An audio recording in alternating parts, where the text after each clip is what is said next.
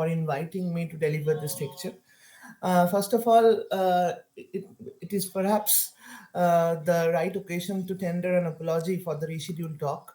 Uh, Initially, the talk was supposed to be held on 22nd December, but due to some personal commitments, I requested Professor Mitro to reschedule it to another date, and he agreed to it quite gracefully. And thank you, Dr. Mitro, for it.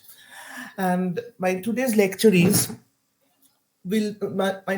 will be on Amar Jiban, Rassundari Devi's memoir, not a autobiography per se.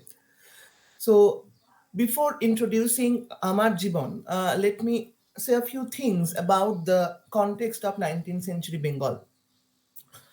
We all know that 19th century Bengal was an era where patriarchy loomed large. 19th century Bengal was an era where women's voice was persistently gagged. So, at a point of time, we find a, a woman writing her autobiography in a very unique manner. And this autobiography not merely expresses her trials and tribulations of private life, but also shares some of the tenates which can be considered to be a very important marker in the domain of feminist literary autobiography. So, this is the introduction that I would like to give you about Rassundari Devi, who uh, was a very poor woman writing in the 19th century. And very interestingly, Rassundari's text, the text that we have, I will share the text with you so that you can relate to whatever I am saying. Rassundari's text is prefaced by one of the Tagores, one of the major Tagores of Tagore's family, and he writes how Rassundari's text can be evaluated because of its quote unquote spiritual nature. So, without further ado, let me share the text and let me go into the introduction that he gives about Rassundari Devi's text. So, the text is prefaced by Jyotirindranath Tagore, and Jyotirindranath is constantly focusing on one aspect of Rassundari's text, that from the autobiography we get the impression that the writer is an ideal woman. She is as adept at housework as she is religious and God loving. She was very timid as a child. Her mother had taught her a prayer to help her get over her fearfulness. Those words remained a source of strength all her life. If you ever feel frightened, think of God, the kind Dayamadhu. So, the first thing that I would like you to notice is that the way the text is introduced by Shorindranath Tagore. So, Rassundari's text is categorized as one of the important texts in the field of women's literary autobiographies just because she is presenting herself as an ideal woman. So, with this, I would try to venture into the contemporary nationalist discourse about ideal womanhood that was prevalent at that point of time. If you go back to Partho Chatterjee, Nationalist Resolution to Women question, here we find that Chatterjee is saying how the how the nationalist imagination was divided into two parts during this phase, the inner and the outer. While the inner world dealt with the question of spirituality, while the inner world was the world of God, spirituality, and emotion, the outer world belonged to men who used to work, engage in external affairs, and the the keeper of the material world. So this division between the inner and the outer was strongly entrenched in the nationalist spatial imagination of that era. So, okay, can you see my screen? I think you cannot, right? Not yet. Okay, okay, just a minute. Please do let me know if you have any problem. But can you see my screen now? Not yet. No, sir. Okay, okay, just a minute.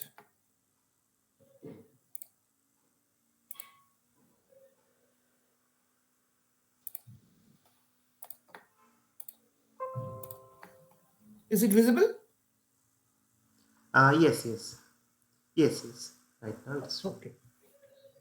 So from the autobiography, we get the impression that she is an ideal woman. She is an adept. She is adept at housework, and she is religious and God-loving. She was very timid as a child. Her mother had taught her a prayer to help her get over her fearfulness. So this very preface, this very introduction to Rashasundari's text speaks volumes about the nationalist imagination of gender and space at that point of time. And here I will obviously refer to, as I have already spoken about, I will obviously refer to Partho Chatterjee's text, that nationalist resolution to women question. And Partho Chatterjee quite compellingly argues that in the 19th century India, we find how the nationalist cartography, how the nationalist idea of space domesticates the women question. It completely erases the women question from the public sphere, and this erasure of women question from the public sphere leads to the construction of a duality between the inner world and the outer world, where the inner world belonged to women and the outer world belonged to men. The inner world was emotional and the outer world was rational. The inner world was spiritual, the outer world was material. So this dichotomy is quite prominently played out even in this preface written by Shaurindra Tagore about Rashasundari's text, that she is as adept at housework as she is religious and God loving. She was very timid as a child over her fearfulness. So, the idea of being a timid housewife, the idea of being an ideal woman, but it was also important that Rashasundari was writing her autobiography at a time when many women were going against the conventional grain and they were producing their life writings. Now, let me come to the point of life writing that was prevalent at that point of time. So I will go back to Tonika Shorkar's historical study a bit.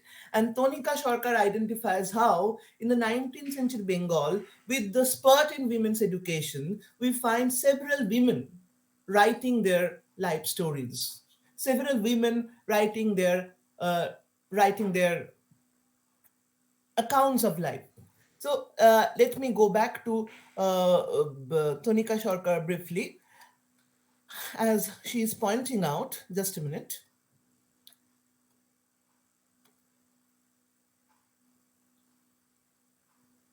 As she's pointing out how women's authors is emerging as a new category in the 19th century. She argues Usha Chakraborty has composed a very comprehensive author index of Bengali women writers between 1865 and 1910. I have closely looked at the list for the period between 1850s and 1870s, the time between Rashasundari's first venture into reading and the publication of a book. I have also done a breakup of the themes and the genres, and I have studied a few representative yet diverse texts in some detail to situate AJ, that means Amar Jiban, against different kinds of women's writing. In the period under survey, there are about 65 odd books by women that got published and they were dated. And there are 20 volumes of poems, by far the largest single genre. There are 8 plays, 7 novellas, 4 advisory tracts, 1 volume of past recollections, and 1 full-scale autobiography, which of course was Amar Jiban. The rest is a collection of reading matter on reform, especially on Sri Shikha. They include textbooks, educational material like biographies, polemic for women's improvement in education. Quite a large number of authors listed in the catalogue are anonymous. They indicate their sex in preference in the preface. A lot of them do not use their family surnames, which would have indicated their caste status. Following the Bengali convention, they affix Devi or Dashi after their first name. While Devi was only used by upper caste women, Dashi might indicate a Shudra caste or equally an upper caste woman from a Vaishnav family. Of those who do offer their surnames, the majority seems to come from Kayastho or Vaidya families, both upper castes, though non Brahmin, both with the tradition of learning behind them. So, from Tonika Shorkar's book, Words to Win, it is quite easily palpable that how the discourse was changing. She signals at how different forms of women's writing were emerging between 1856 to 1910. In this era, this text can also be located. And she is also pointing out how, in this text, in these textualizations, a woman's identity becomes important. A woman's identity to place herself becomes important. How a woman places her identity through various lenses: the lens of caste, the lens of gender, and also the lens of class. Some of the writings which used caste as a parameter or class as a parameter use different surnames, different names, and some of the writings were anonymous. So this entire repository, this entire spectrum of women's writing in Bengal at that point of time encompassed several encompassed a series of changes, a series of social, political, cultural, and ideological changes. And Rashundari, being one of the pioneering authors of that point of time, is ushering in a new genre of women's autobiography. Now, let me come to the point of women's autobiography. First, I have shown you how Partho Chatterjee was talking about the discourse, that uh, the inner and the outer, and how Rashasundari's text is shown to be fit into the discourse of the contemporary times. Then I have also pointed out how the historical trajectory was, how the history of women's writing was changing due to various factors like the age of consent bill and so on, how it impelled a shift towards women's writing, women's life narrative. And now let me come to what is autobiography, what is Atmacharita, or what is memoir. If you uh, uh, in my opinion, the best definition of a memoir or an autobiography is given by Rabindranath Tagore.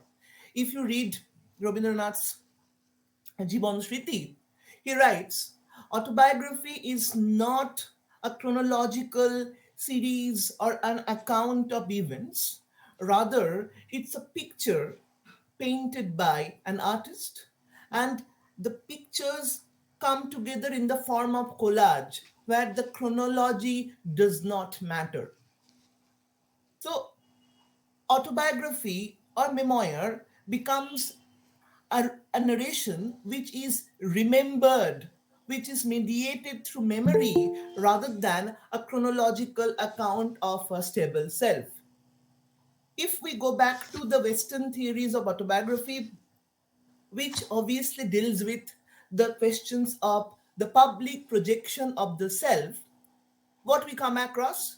We come across that in most of the Western autobiographies, the public projection of the male self narrates a linearity of the self. That means self is narrated in a very linear manner, in a chronological sequence, in order to project it in a very concrete fashion. The self is projected in a very crystallized fashion, and there is a linearity in this narration. So this narrativization of self becomes important through different exterior chronological markers for the Western theorists. But if we come back to Rabindranath's theory of autobiography or Rabindranath's theory of life narrative, he says that autobiography is not that. Autobiography is rather situating the personal amidst the social. Situating the personal amidst the social. And sir, in this, sorry, hello, sir একটু বাংলা থেকে বলুন না, কিছু বুঝতে পারছি না। sorry, আচ্ছা বলছিলাম যে স্যার একটু বাংলা থেকে বলুন না। মানে wait. Shubham, now I think you should carry on in your own manner. Okay, Amit, don't interrupt our speaker. It is not actually your ACC class. Okay, he is an invited speaker here, so it is better not to interrupt our speaker. Okay, Shubham, please continue. ও আমি sorry কি বাংলায় বললে সুবিধা হবে একটু দইপান্ডা? Sir, একটু বলুন না, আমি বুঝতে পারছি না কিছু। না, আচ্ছা, ঠিক আছে। no problem. যেভাবে ঠিক চলছে আছে, চলবে, বলছি কোনো বলছি, প্রবলেম কোনো অসুবিধা নেই, কোনো অসুবিধা নেই। হ্যাঁ, কোনো অসুবিধা নেই। না ঠিক আছে, ভালো হয়েছে, ওকে। হ্যাঁ, তো যদি আমরা রবীন্দ্রনাথে ফিরে যাই, রবীন্দ্রনাথের যে অটোবায়োগ্রাফির যে থিওরি বা রবীন্দ্রনাথের যে অটোবায়োগ্রাফির নারেশন, সেখানে যদি আমরা ফিরে যাই, সেখানে গিয়ে আমরা কি দেখবো যে রবীন্দ্রনাথ বলছেন যে আহ, জীবন স্মৃতি, তার যে অটোবায়োগ্রাফি, সেখানে উনি বলছেন যে অটোবায়োগ্রাফি বা আত্মজীবনী হচ্ছে একটি ছবি। সেখানে কিন্তু কোনো ক্রোনোলজি নেই, সেখানে কিন্তু সিকোয়েন্স অফ ইভেন্টস নেই, সেখানে কিন্তু ন্যারেটিভাইজেশন অফ সেলফ যেভাবে এক্সটার্নালি প্রজেক্ট করা হয় সেরকম নেই। বরং আত্মজীবনী বা আত্মকথা যেটা রবীন্দ্রনাথ লিখছেন, আত্মজীবনী should always delve deeper into, should always explore the randomizations of emotions. That means the random series of emotions, where pictures from different phases, pictures from different episodes come together and form a collage. মানে স্মৃতিপটে আঁকা আঁকা কয়েকটি ছবি, সেই ছবিগুলো যেখানে একসঙ্গে চলে আসে এবং এসে একটা কোলাজ তৈরি করে। এবং সেই কোলাজ যে জায়গাটিকে কিন্তু এখানে রবীন্দ্রনাথ বারবার হাইলাইট করছেন। তো আমার মতে আমরা যদি অটোবায়োগ্রাফি পড়ি, আমাদের কিন্তু অবশ্যই রবীন্দ্রনাথকে একজন অটোবায়োগ্রাফি থিওরিস্ট হিসেবে মনে রাখা উচিত। জীবন স্মৃতি আমাদের একবার পড়ে দেখা উচিত এবং সেখানে রবীন্দ্রনাথ কিভাবে the idea of a stable, coherent, chronological, rational self-কে চ্যালেঞ্জ করছেন through the projection of randomization of emotions. ঠিক আছে? তো এর পরের পয়েন্ট যেটা আমরা আসবো যে ফেমিনিস্ট লিটারেরি অটোবায়োগ্রাফি। এক্ষেত্রে আমার একটু একটা জিনিস বলে রাখা দরকার যে পার্থ চ্যাটার্জিকে আমি আবার রেফার করব। পার্থ চ্যাটার্জি যখন অটোবায়োগ্রাফি নিয়ে তার লেখা লিখছেন, সেখানে তিনি দু ধরনের লেখার কথা বলছেন। এক নম্বর, প্রথমত হি ইজ টকিং অ্যাবাউট স্মৃতিকথা অ্যান্ড আত্মচরিত। আত্মচরিত is a literal translation of autobiography.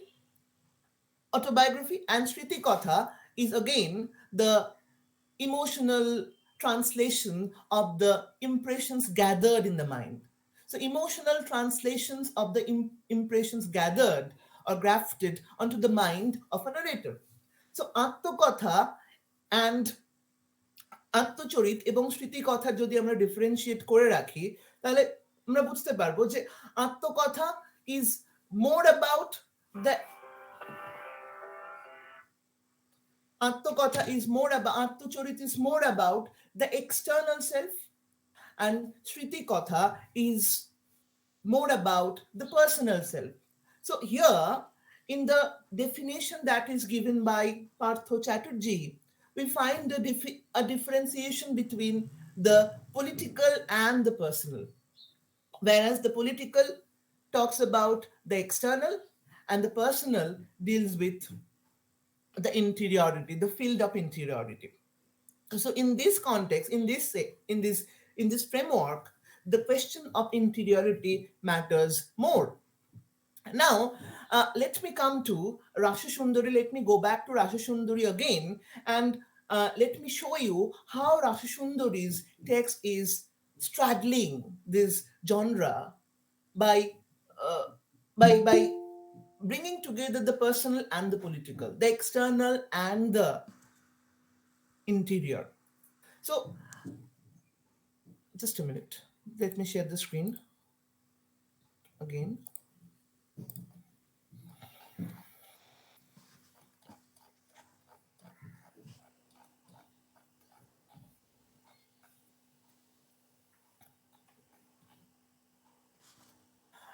The text begins with an invocation. I pay my homage to my mother Saraswati, the giver of strength and wisdom, to whom all the heavenly singer owe allegiance. Be kind enough to dwell in the seat of my heart. I will honor you to the best of my ability. I am your weak and ignorant daughter. Do oblige so that my wishes are fulfilled. I earnestly hope that you will dwell in my voice along with your beloved spouse. So, what is very interesting here, we find invocation generally in epics. So, if you read your Paradise Lost or if you read your Aeneid, you find invocation at the beginning. So, this epic convention is used in a life narrative, right? So epics are usually imaginary tales or retellings of mythical, quasi-mythical tales or things like that. But here, in the context of a real life story, Rassundari is using the form of invocation. And this is obviously an instance of playing with the genre of life writing, right? Life writing, as I told you in the beginning, that usually presupposes the narration of a stable, coherent chronological self. মানে life writing এর ক্ষেত্রে যেটা usually দেখা যায় যে একজন writer তার যে ব্যক্তি সত্তা, তার যে সত্তাটাকে ভীষণ স্টেবল, কোহেরেন্ট, ক্রোনোলজিক্যাল ওয়েতে প্রেজেন্ট করেন। কিন্তু এখানে রাশি সুন্দরী করছেন না। রাশি সুন্দরীর যে টেক্সট, তার মধ্যে আমরা দেখছি যে এই যে প্রেজেন্স অফ ইনভোকেশন, এই ইনভোকেশনটা কিন্তু কোথাও না কোথাও গিয়ে এই the question of presenting a rational, chronological, stable, coherent সেলফকে রাপচার করে দিচ্ছে। কিভাবে করছে? I pay my homage to Mother Saraswati, the giver of strength and wisdom, to whom all the heavenly singers owe allegiance. Be kind enough to dwell in the seat of my heart. I will honor you to the best of my ability. I'm your weak and ignorant daughter. Do oblige so that my wishes are fulfilled. I earnestly hope that you will dwell in my voice along with your beloved spouse. And beloved spouse is Brahma. So Brahma and Saraswati, both of them are being invoked at the very beginning of Rashasundari's text. And Rashasundari is quite consciously locating herself in this spiritual tradition. As I refer to that, the inner domain, the sanctum sanctorum, was meant for the women, and the outer world was meant for men. And Rashasundari is conforming to that ideology in order to question that. Because we all know a woman writing at that point of time, although was not a very novel thing to do, had its obvious political implications. Because a woman writing at that point of time meant that a woman was questioning the way she was represented in literature. এই কনটেক্সটে আমি আপনাদের তপন রায়চৌধুরীর কিছু লেখা পড়তে বলবো। সেখানে দেখা যাচ্ছে যে 19th সেঞ্চুরি যে লিটারেচার, যেখানে যে সমস্ত লিটারেচারে মেল রাইটার্সরা লিখছেন, সেখানে কনজুগাল স্পেসকে কিভাবে রিপ্রেজেন্ট করা হচ্ছে সেই নিয়ে তপন রায়চৌধুরীর খুব ইন্টারেস্টিং একটা আর্টিকেল রয়েছে। এবং আপনারা দেখবেন যখন এই আর্টিকেলটা পড়বেন, ম্যাক্সিমাম ক্ষেত্রে যখনই মেল রাইটার্সরা লিখছেন, তখনই নারীকে কিভাবে দেখানো হচ্ছে যে আ woman needs a protector, a woman who is a victim, and she needs a protector. She needs someone physically fortified to protect her. এই যে একটা প্রোটেক্টর জায়গা, যে woman is frail, physically innovated, and therefore needs a male protector. This was a common trope. And another trope was a woman was a victim. Victim a victim of several injustices, several discriminations, and so on. So, in their context, in their narratives, we do not find a woman's voice coming in or creeping in.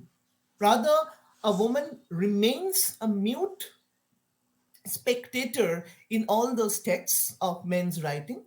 And now, Rashasundari's life narrative is giving a woman her own voice. Although this voice remains paradoxically implicated in the patriarchal ideology where she is conforming to this spiritual trope, nonetheless, it gives her a voice, it gives her a position, it gives her a space to stand on her own.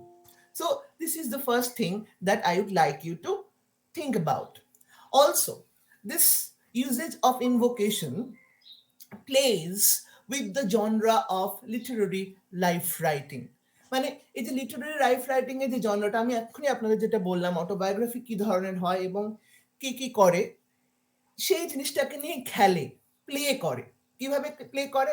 যখনই আমি একটা epic ফর্মকে অটোবায়োগ্রাফির মধ্যে include করছি বা insert করছি, I am basically what I am doing is I am departing from the autobiographical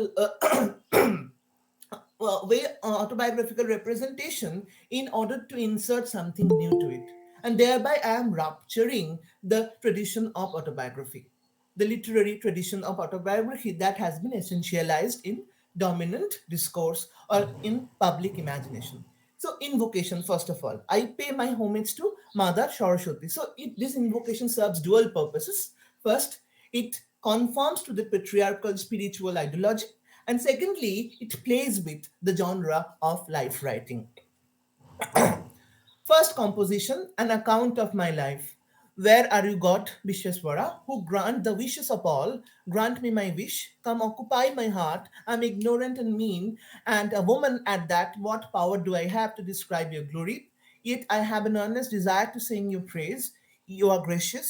Be kind to poor Rassundari. I was born in the month of Choitro in the years 1218, and now I am 88 years old. I have spent such a long time in Bharatbarsha. My body, my mind, in fact, my entire life have gone through several phases. I do not exactly remember how my days were spent during each phase. I am writing whatever I recall. I had no idea of my physical and mental condition till I was 4 or 5 years old. My mother knew all about it. However, I can recall something of the time when I was 6 or 7. I am putting down whatever I remember. I used to play with the neighborhood girls. The girls used to beat me up for no reason at all, but I used to be scared that I did not cry loudly through tears used to stream down my cheeks. I wept partly because of my physical pain, but especially because my people at home would scold the girl. There was another reason for my tears. My mother once asked me not to go anywhere. I asked my mother, "Why, mother? Why should I not go anywhere? There was a wicked man in town," she said. "He is a child lifter and carries a huge bag in which he puts small children if he finds them." These words of my mother frightened me so much that all the all the blood drained from my face. When my mother saw these symptoms of fright, she picked me up in her arms and tried to cheer me up. So, what happens from the very beginning of this text is that she is again invoking Visheshwara, another god, and after this she will refer to Daya Madhava as as a protector figure in her life, and she is mentioning that I was born in Choitro in the year 1218, and now I am 88 years old. So if you note the date here, 1218, and now I am 88 years old, when she is writing the text and when the text was published, both have a different chronological orientations. That means it's obviously she is relying on her memory in order to narrate the self, and this narration of the self remains hugely dependent on the politics of memory. That means autobiography does not recount the self in toto, or does not represent the self in toto. Rather, autobiography remains hugely contingent on the aspects of human memory and how it gets represented and represented both. Represented এবং represented যদি আমি এইভাবে বলি, REPRESENTED, represented, and re-hyphen presented, RE-PRESENTED. That means representation and representation both are happening at the same time, because she is always mentioning, I am writing what I remember, whatever I recall. So this question of memory obviously brings us back to the question of orality. Virality is something that is not chronological. Orality is not something that comes to our mind or that remains in our mind in a very abstract manner. The orality that Rabindranath also refers to in his autobiography, as I mentioned, Jiban Shriti. So এই জায়গাটা, এই যে ওরালিটির জায়গাটা, it is questioning, it is challenging the genre again. It is challenging the genre of Amar Jiban as an autobiography per se. সেই জন্য আমি বলবো আমার জীবনকে অটোবায়োগ্রাফি না বলে আমরা যদি এটাকে মেমোয়ার বলি, MEMOIR, মেমোয়ার বলি, এটা হয়তো অনেক বেশি appropriate, because autobiography predominantly talks about or presupposes the presence of a stable I. But here, in this text, you do not find a stable, concrete I. Rather, you find a juxtaposition of various impressions, various beliefs, various assumptions drawn from various resources. It's not that the representation of a stable, concrete, coherent I narrator, rather, the I remains contingent on, the I remains dependent on various other factors, ideological factors, cultural factors, political factors, and social factors. সেই জন্য আমার জীবনকে কিন্তু আমরা প্রথমেই যে প্রশ্নটা আমাদের ভাবতে হবে, আমরা কি এটাকে অটোবায়োগ্রাফি বলতে পারি, নাকি এটা একটা মেমোয়ার যেটা is being written in order to show how the life of a woman in 19th century were. And also, as I mentioned, উনি বলছেন যে I was born in the month of চৈত্র 1218, যখন আমার 88 বছর বয়স।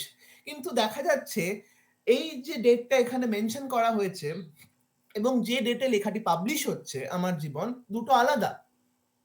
সুতরাং আবারও কিন্তু the question of orality, the question of the overall presence beyond the textual space remains important. এখানে আমি আপনার লিটারারি অটোবায়োগ্রাফি বলার সময় আরো একজন থিওরিস্টকে মেনশন না করলেই নয়, তার নাম হচ্ছে সিডনি স্মিথ।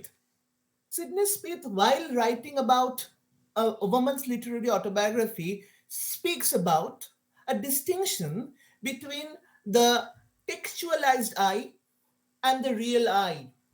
তার মানে যে অটোবায়োগ্রাফি লিখছেন সেই যে আই, সেই যে আইটা, এখানে যে এই আয়ের কথা বলা হচ্ছে, সেই যে আই এবং টেক্সটের মধ্যে যে আইটার রিপ্রেজেন্টেড হচ্ছে সেই আই কিন্তু আলাদা। অর্থাৎ যিনি অটোবায়োগ্রাফি লেখিকা, যে ব্যক্তি যিনি লিখছেন এবং যে সেলফটাকে উনি কনস্ট্রাক্ট করছেন অটোবায়োগ্রাফির ভেতরে, সেই দুটো সেলফ আলাদা। এইখানে কিন্তু আমরা এলিয়টের যদি ট্র্যাডিশন অ্যান্ড ইন্ডিভিজুয়াল ট্যালেন্ট পড়ি, Eliot is also talking about the same thing in traditional individual talent, and although he's mentioning poetry in the idea of depersonalization, and Eliot is also mentioning how in literary writings, in literary texts, what we do is we construct I's, we construct self, and through construction of selves, various selves, we escape from our personality. And that's why Eliot is saying that poetry is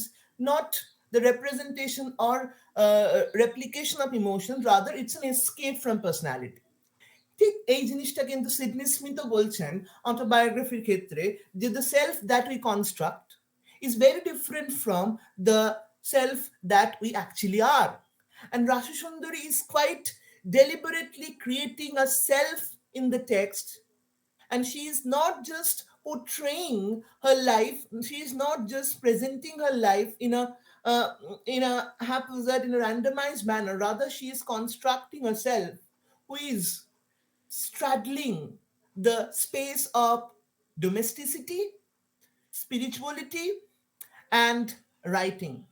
And these contradictory spaces, she is constantly straddling the space of domesticity, where she is an ideal woman, as Shorindra Mohan Tagore has shown you in the preface.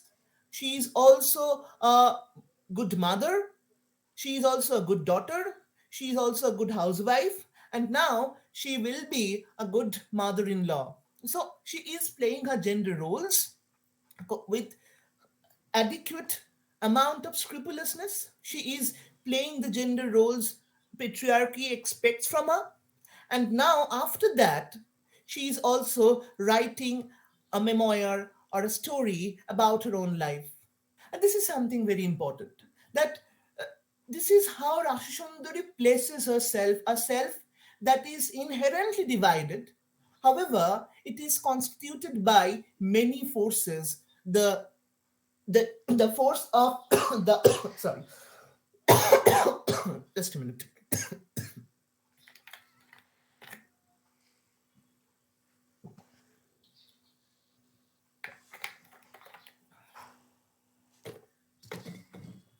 It is constituted by many forces. The force of the outward world, that means the pressure of the patriarchy that she has to perform some roles, the force of her inner fears and inculcations, মানে patriarchy যে ভয়গুলো তার মনের মধ্যে ঢুকিয়ে দিয়েছে, যখন এক্ষুনি দেখবেন আপনারা যখন এই টেক্সটটা পড়বেন ভালো করে, বারবার দেখবেন একটা জিনিস ফোরগ্রাউন্ডে উঠে আসছে, সেটা হচ্ছে রাশি সুন্দরীর ভয়। মানে she is perpetually afraid. She is very afraid of many things. Why is she afraid? Because this fear, this apprehension is something that has been indoctrinated into her mind, that has been indoctrinated into herself. Also, it is very important to note that she lacks a father figure in her life, and that is why Rashasundari's mother always indoctrinates a sense of fear as opposed to a sense of protection into her mind. আপনারা দেখবেন যখন এই টেক্সটটা পড়ছেন তখন বারবার ও ভয় পাচ্ছে, এবং ওকে বারবার বলা হচ্ছে তোমাকে ছেলে ধরা ধরে নিয়ে যাবে, কিন্তু তুমি যখন দয়া মাধবের কাছে প্রে করবে, দয়া মাধব তোমাকে বাঁচাবেন, রক্ষা করবেন। এই যে একটা ডাইকোটমি সাইকোলজিক্যালি প্লে হচ্ছে, তার কারণ হচ্ছে কি না, কোনো ফাদার ফিগার নেই রাশি সুন্দরীর জীবনে, এবং সেই ফাদার ফিগারের অ্যাবসেন্সটা থ্রু দিস ডাইকোটমি কিন্তু প্লেড আউট হয়ে যাচ্ছে। বিকজ যদি ফাদার ফিগার থাকতো, সেই ফাদার ফিগার ওকে রক্ষা করতো, কিন্তু যেহেতু কোনো ফাদার ফিগার নেই, she has to repose a faith in an in an external world, in a sacred spiritual world, in an abstract world where she can seek comfort, where she can have her refuge, right? Also, this dichotomy between a benevolent father figure and someone who is corrupt, who is venal, and who can abduct you is also a conventional narrative of patriarchal imagination between good man and bad man. A man who is who robes everyone, a man uh, who chastises, who dishonors a woman, and a man, a good man, who protects a woman. So this protector and decimator of chastity, this trope is also operating throughout the play, throughout the narrative, showing how the ideological configurations of the time were. So what Rashasundari is doing is she is not just giving vent to her interior emotions, her personal emotions. She is locating her personal emotions vis-a-vis the contemporary nationalist discourses, vis-a-vis our gender roles, vis-a-vis the self that she's expected to perform. So, as a text, as a literary autobiography, as a memoir, Rashasundari's text can be read as a text in performance, where she performs the I. The I is performed in various registers. The I uh, is is not a stable, concrete, coherent I. Rather, it is produced through various forms of intersections. Intersections of gender, intersection of class, intersection of her Vaishnavite identity. As I was telling you from the very outset, that Rashasundari or any literary autobiography talks about the form of identity formation, identity making. And Rashi Sundari's text becomes a very crucial text towards identity formation, because the question of identity here is played out through multiple registers. I will end my lecture by reading out some passages from Rashi Sundari's Amar Jiban, and how he ends the life narrative.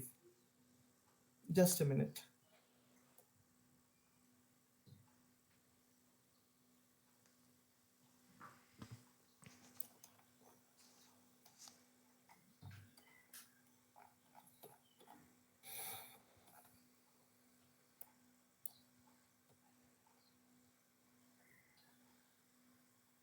So Rashasundari's text begins with an invocation, and it ends with also a poem. Oh, mind of mine, I belong to you. You are very close to me. You have the strongest influence on me. The rest of the body is fragile. That I have come to this world is only because I have faith in you. The time here is spent in useless games in the marketplace of the world. Just think that the wealth and the people you hold so dear will be left behind. You have come alone, and when you leave, nobody will be there. Your family, which you have nursed since birth, none of them will accompany you when you start for death's domain.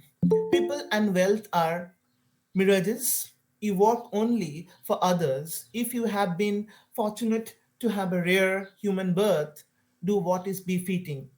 The master of all creatures had ordained during the time of coming. There are four jobs to be done after you were born in Bharat Borsho: acquire knowledge, obey your guru, listen to good words wherever you can, be gracious to your guests, feed them first before you take your meal. Do not speak anything but the truth if you are called as witnessed. But as I have done none of the four things, when asked this, what you will testify, don't know. You have to die as you were born, like a fish is netted in a pond, in the pond of death, then you will know nobody is own. Nobody is your own. None will die for you. As soon as you step out of the house of death, will tighten its noose. Friends, relations will urge you not to delay. Love goes with you. So please hurry. People are boastful of dress, jewelries, and ornaments. They they are all as good as torn clothes. Where will you keep them when leaving? Now you are riding on the crest of love with women all the time. When the times when the time comes, the bubble will burst. So will women you call your own. Drunk with vanity, you overlook the truth. This body is only transient. Know this as the only truth. This body you care for will be reduced to ashes.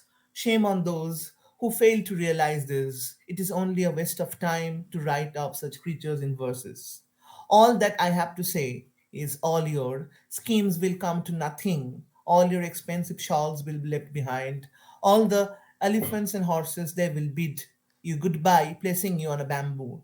Caught in the burning heart, your sons and daughters will go home, leaving you on the pyre with logs and grasses feeding the flame. The flame will be reduced to ashes soon enough as you proceed towards the domain of death. Only times policeman will go with you. The policeman will hit you with his baton, saying, "Come along, you sinner." You have to beg, but you will be tired up. Lift your eyes, and you will find nobody around. Oh, my mind, for whom did I walk for all these years? and what I have got in return, from where do I come, and when I'm taken there, people I thought to be my own are not with me. Big mansion, big rooms are all left behind after the fair gives over. Everybody disperses, brothers, relations, family, all come with the property in the last journey. Only Govinda is your companion. Wealth, men, children are of no use. Only Sri Madhusudana stays with you. In the time of death, O Savior, Rashishundari is worried to death. Do appear before her when her time comes at last. So it it indicates the realization that happens, the epiphanic realization that Rashishundari's text ends with, that there is no one apart from the abstract divine entity Rashishundari has always believed in. Rashishundari's text, as I have pointed out, conforms to that spiritual image quite deliberately, and it the image that has been constructed throughout the text is retained even at the end of the narrative, at the end of the life narrative, where Rashishundari is consciously saying that only there will be Madhusudana. That means a spiritual anchor will guide her home, and there will not be anyone who uh, who have been there throughout her life. So this realization from the world of concreteness to a world of abstraction, to a world of spirituality, takes the text to a different level. However, Rashishundari constantly plays with the identity, and her identity emerges throughout the text quite compellingly, uh, where she begins the text as a young, poor, apprehensive woman. She When the text ends, she emerges triumphant over all these fears, and she becomes an agent of her own, and she invites death, that death is there, and she is not worried of death. She is not worried of subjugation. She is not worried of submission. And now she can accept death with equanimity. She perhaps imagines death as a form of liberation from all these gender roles that have imprisoned her to an identity. So, what is the importance of this autobiography? What is the importance of Rashishundari's memoir? It is important because Rashundari uses this text as an oppositional form to contest the patriarchal image of a woman. And while contesting it, she is playing with the patriarchal assumption through various ideological registers. And it also contributes significantly to her self realization, significantly to the development of herself, and it can be called a Bildungsroma of Rashishundari. We all know that Bildungsroma is a novel of development or a narrative of development, and this text can be presented as a Bildungsroma as well, autobiographical Bildungsroma, because Rashishundari quite deliberately plays with that image to show how the identity is forced and formed through various registers, the registers of caste, the register of caste, class, and gender. How the intersection of these forms contributes to the formation of a self. So here I end my lecture for today. So if you have any questions, please feel free to ask them. I will be very glad to answer your questions. Thank you.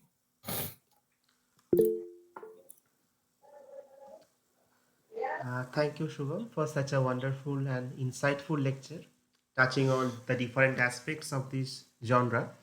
I would request the participants, students, scholars who have turned up here in the virtual mode, obviously. So if they have questions, they can directly ask by unmuting themselves. They can put it in the chat box.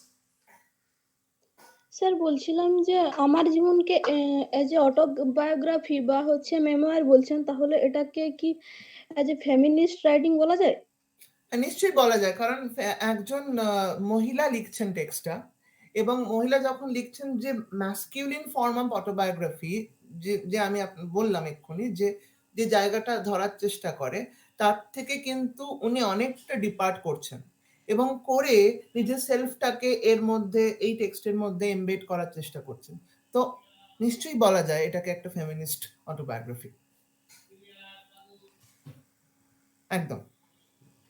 Thank you. Any other question?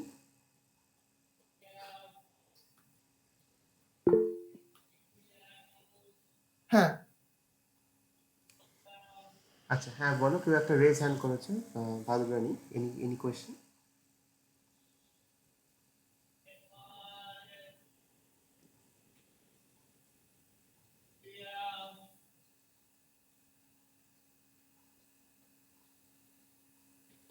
Okay, I have a query.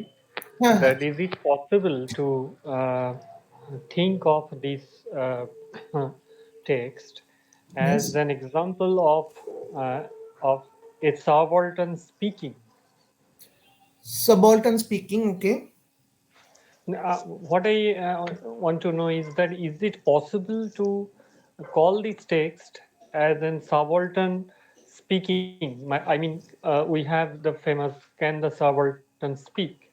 And can we say that Rasundari Devi's text is an example of the subaltern speaking? This is my Yes, my answer is both yes and no. Because obviously, Rashi Sundari's text can be cited as a text where the general subaltern Rashi Sundari is writing her narrative, writing her life story, and the writing of life story itself becomes an act of resistance, and that is why, in one way, it can be called that a subaltern speaking, definitely. But from another perspective, if you think about the publication history of Rashi Sundari's text, it uh, needs the approbation, it needs the validation from Shorindranath Tagore for its publication. So ultimately, the text that is written by a woman and for a woman needs a man's validation to get it published. So this there lies the paradox. So is the subaltern really speaking here, or the subaltern is depending on male validation to express her voice? So this is the question where I would like to think. Bishweshwar. Okay, thank you. Thank you. Yes. You yes, obviously has to be because the existing existing social structure has not given any freedom or any scope for an individual woman to publish on her own. Yes. So that socio-economic situation or the cultural situation, this is also playing a role in what I say, in depreciating the voice of the women. I mean, not in depreciation in the true sense of the term, but Yes. what I say is that she needs a kind of superish or recommendation kind of thing. Am I Right. right? Yeah, Right. yeah. That, And it needs yes. validation from male members. Yeah. And the spiritual nature of the text that Rashi Sundari is Hmm. constantly conforming to or portraying her image as a spiritual woman gets Hmm. her that validation. Right. Hmm. Had Right. she been a rebel throughout the text, Right. although the Hmm. rebellious nature is present throughout the text, but had she projected herself to be a rebel who defies all the conventions, she wouldn't have got this validation from Shorindranath Tagore. So there lies the problem. So Rashi Sundari's Yeah. text can be obviously read as a subaltern speaking. However, the speech of the subaltern is always, or like always, is dependent on the validation of the patriarchal tropes, Agencies. representation, and so Yeah. on. Yes. And one thing to just that suddenly came into my mind that Yes. you have spoken about the invocation, right?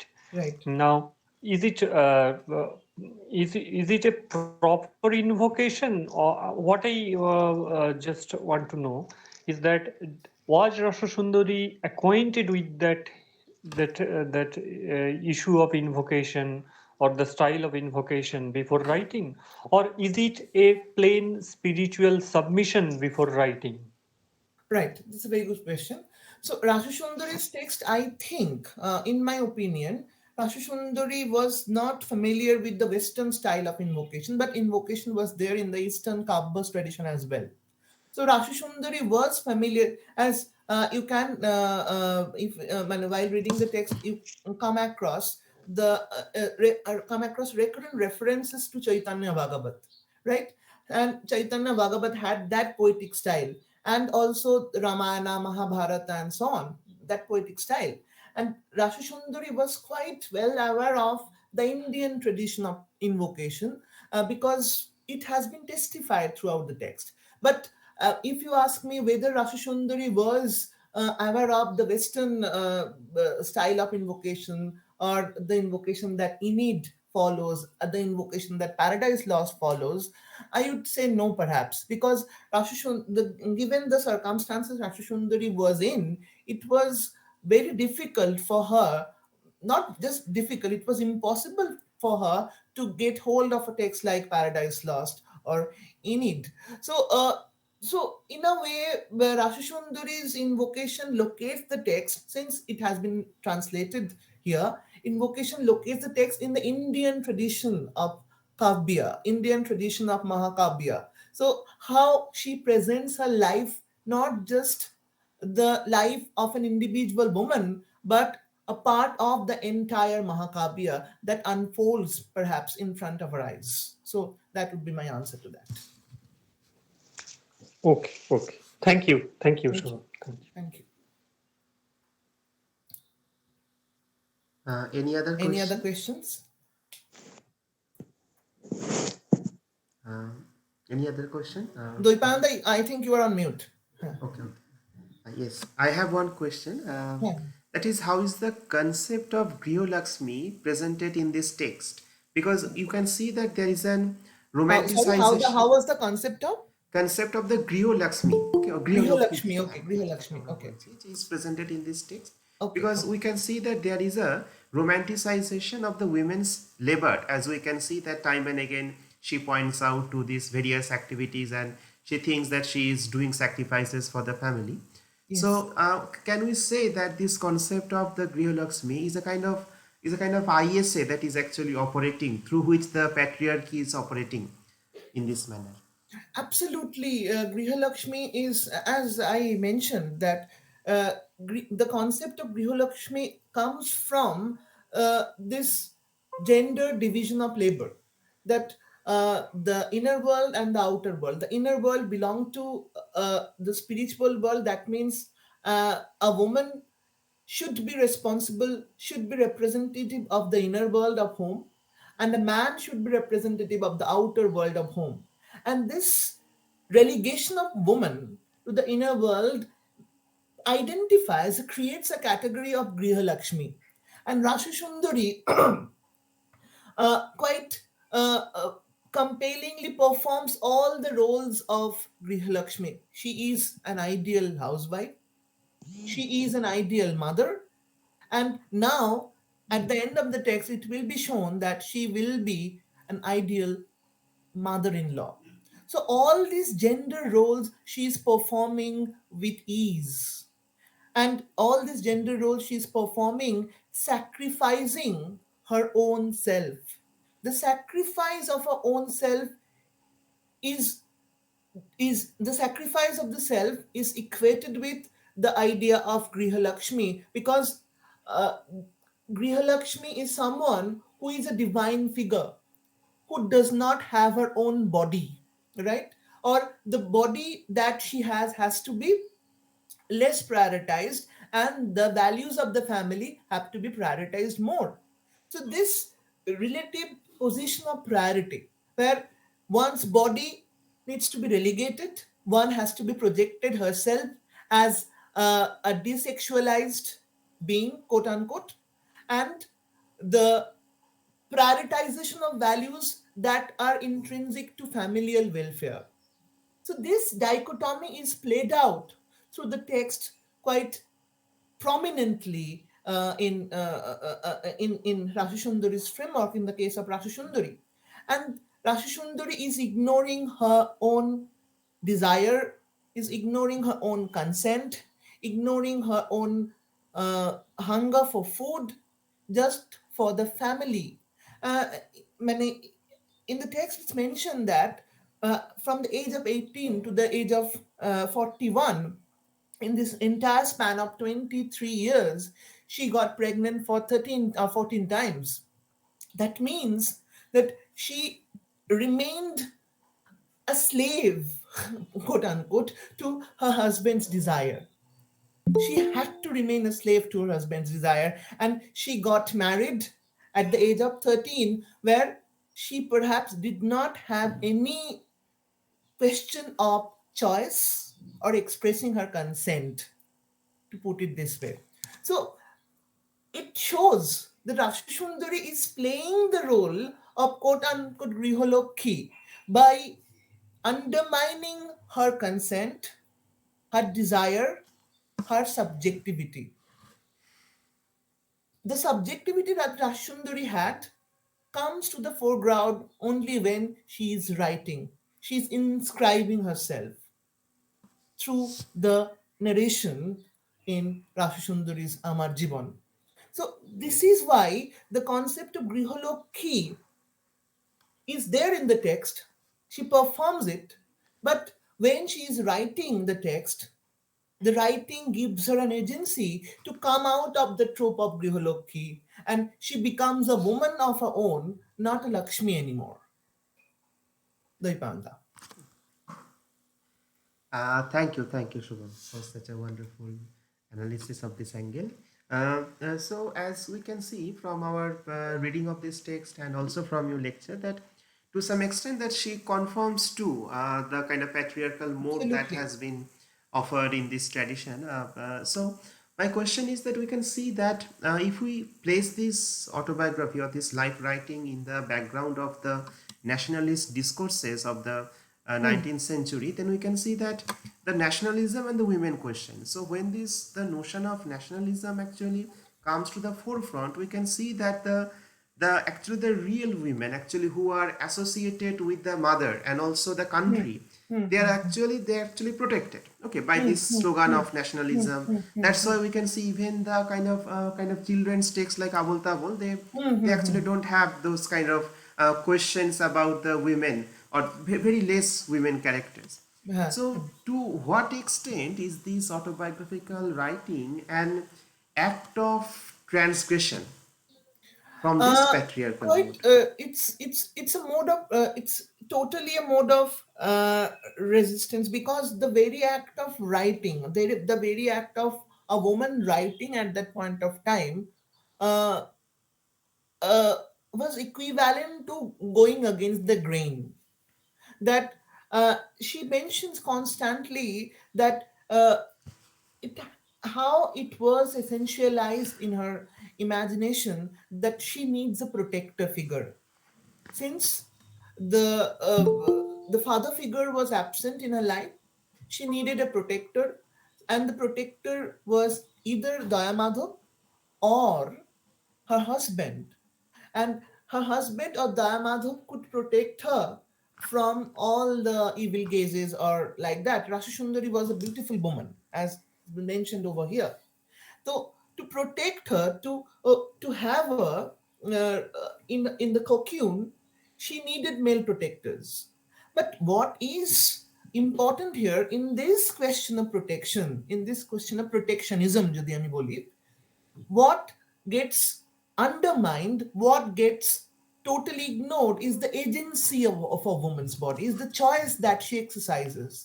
She does not exercise her choice unless or until she writes the text, the autobiography she is presenting here.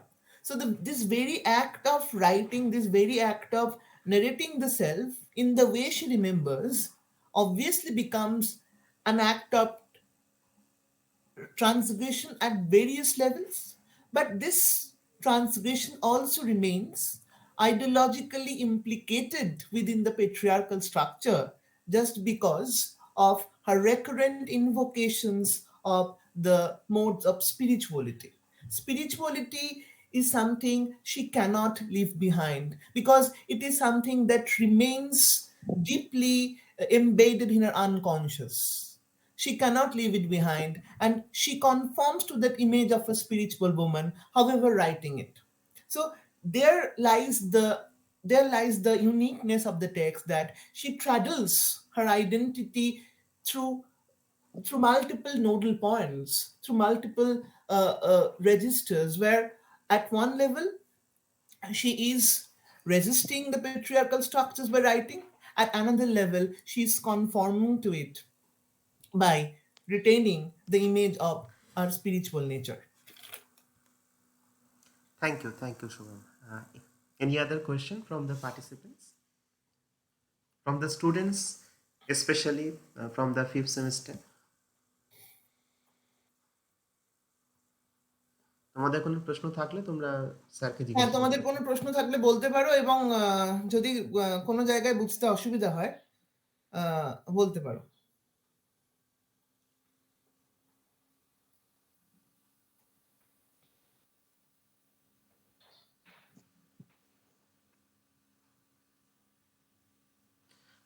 If not, then I think we can call it a day. And I thank Dr. Subham Dutta for such a wonderful, incisive lecture, insightful as well, throwing a flood of light on the different aspects of this writing quite comprehensively. And I would request our YC sir, officer in charge, Sir Vishesha Chakraborty, who will sum it up formally. So, sir, over to you. So thank you, Doipan.